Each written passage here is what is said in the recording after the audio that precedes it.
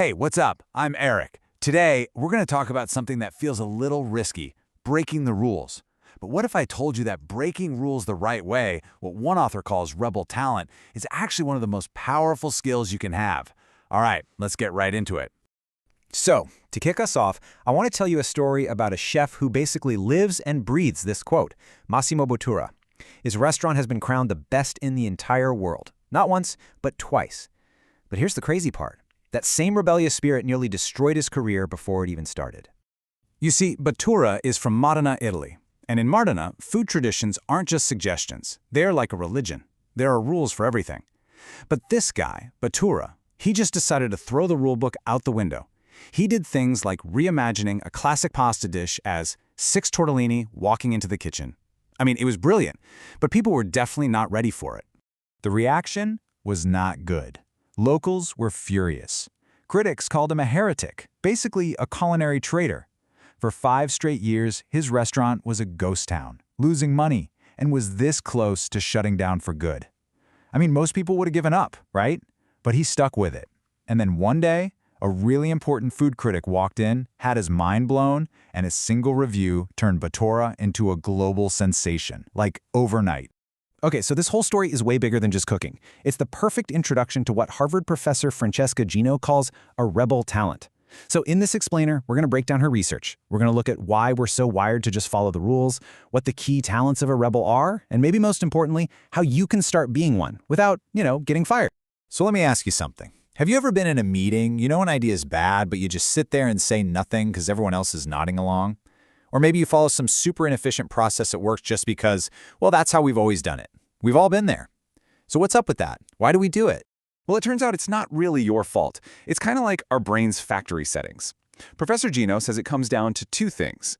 First, we are biologically programmed to conform. Think about it. Thousands of years ago, you see your tribe running, you don't stop to ask why, you just run. The person who stopped became lunch. And second, we're biased towards the status quo. Change feels dangerous. The known, even if it's not great, feels safe. Now, that ancient programming kept us alive back then, but today, it can be a huge problem. The author has a name for this: normative rigidity. It's a fancy way of saying that's when following the rules becomes more important than the actual goal. Like filling out a totally useless form just because it's policy. The process itself becomes the point, and it just kills any motivation and creativity. Basically, people switch off their brains and just follow orders. So I want to be super clear here. This isn't about causing chaos just for fun. It's about something the author calls constructive nonconformity.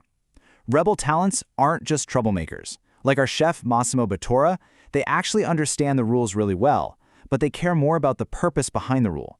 They break them to find a better, smarter, or more efficient way to get things done. All right, so how do you actually do this? What does it take to be a successful rebel? Well, through her research, Professor Gino found 5 core talents that these people all have in common. You can think of it as your rebel toolkit. They are novelty, curiosity, perspective, diversity, and authenticity. Let's break each one down. First up is novelty. Rebels hate being stuck in a rut. They go out of their way to find new experiences to jolt their brains off of autopilot. Most of us have our routines, same coffee, same route to work. And that comfort zone, well, it makes our brains a little lazy. Rebels intentionally shake things up to stay sharp. And here's a wild, real-world example of this. There was an Air Force squadron that started giving out a weekly award for the pilot who screwed up the most. I know, it sounds nuts, right? But what it did was send a clear message. It's okay to take smart risks here. It's okay to fail. And that freedom to experiment, it turned them into the #1 performing squadron in the entire Air Force. The second talent is curiosity. You know how little kids just never stop asking why? Well, rebels are basically the adults who never lost that. Most of us, we grow up, we learn to just focus on the what and the how. But rebels, they can't help themselves. They're always digging deeper, asking why, and questioning the basic things everyone else just accepts as fact. A great example of this is Bridgewater, the biggest hedge fund in the world. The founder, Ray Dalio, built this culture of radical transparency. At Bridgewater, everyone, from the newest intern to the CEO, is not just allowed, but is required to question everything and challenge anyone. If you disagree in a meeting, you have to speak up. That relentless curiosity is a huge reason they've been so successful. Talent number 3 is perspective. This one's huge. Rebels just get that there's almost never one single right way to see a problem. They're amazing at shifting their viewpoint. It's like they can put on different glasses to see the world through the eyes of a customer, or a competitor, or anyone with a different take. A classic example of this is Napoleon. Before a big battle, he would spend hours with his maps. And he wouldn't just plan his own moves. He would mentally become his opponent. He'd ask himself, okay, if I were them, where's my weakness? Where would I attack? And this incredible ability to see things from his rival's perspective is how he constantly outsmarted them. Number 4 is diversity. And listen, this isn't just a corporate buzzword. We're talking about diversity of thought. Rebels know that real breakthroughs happen when different ideas collide. Most of us, we kind of build these cozy little echo chambers for ourselves, surrounding ourselves with people who think just like us. Rebels actively try to pop those bubbles. Want to see this in action? Look at Pixar.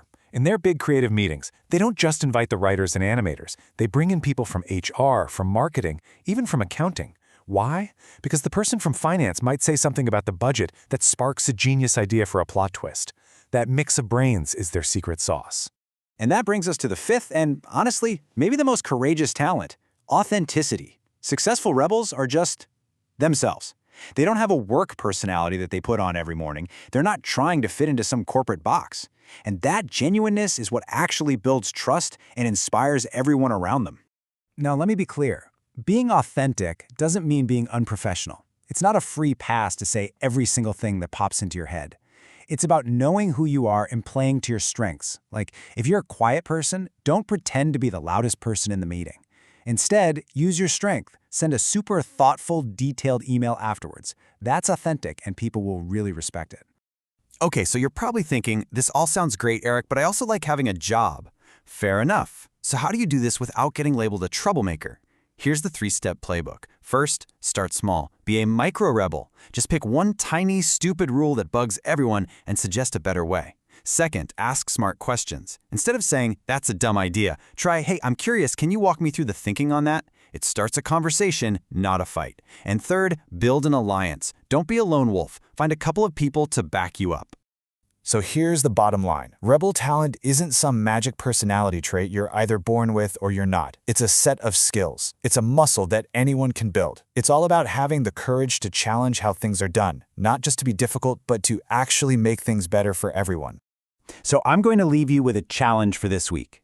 Just ask yourself, what's one rule, just one, in your job or your life that's just begging for you to break it, for the better? Maybe it's time we all became just a little bit more like Massimo Bottura. Hey, I hope you got something useful out of this explainer. If you enjoyed it, it'd be awesome if you could like, subscribe, and share it. It really helps us out. And for sure, if there's a book you want us to cover next, just drop it in the comments below. Thanks so much for watching. I'm Eric, and I'll catch you in the next one.